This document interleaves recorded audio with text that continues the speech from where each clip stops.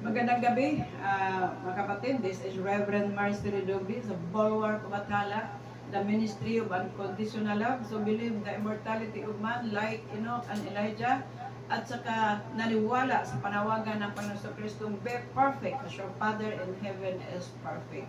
So mga kapatid, sa mga oras pong ito, alam natin no, na ang ating mundo ay naghaharap o anong pagkasabi facing no sa napakalaking problema na tinatawag nating global warming, no? So sa lahat ng ating mga kapatiran, gusto kong ipaalam na dapat tayong lahat ay makikialam upang mabigyan nating lunas itong mundo natin na nagkaroon ng malaking problema. Dahil po yun sa ating mga kapabayaan.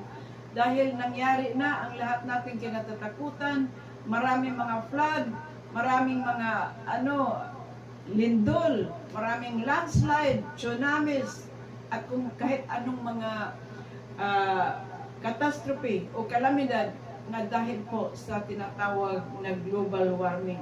Konting ulan mga kapatid, magkaroon kaagad ng landslide. Konting ulan, magkaroon kaagad ng flood. So, ibig sabihin lang yan mga kapatid na talagang nagparamdam na po sa atin ang pinakamalaking problema na hinarap natin sa mundo, yung tinawag na global warming. So mga kapatid, dapat sa mga oras ito wala po tayong ibang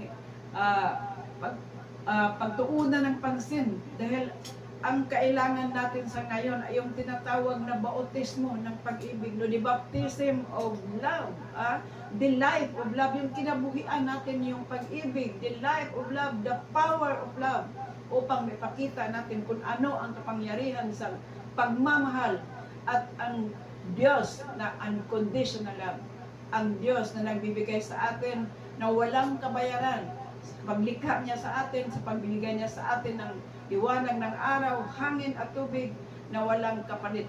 Yun po ang Diyos ng pagmamahal, whose power is omnipotence, omniscience, and omnipresence.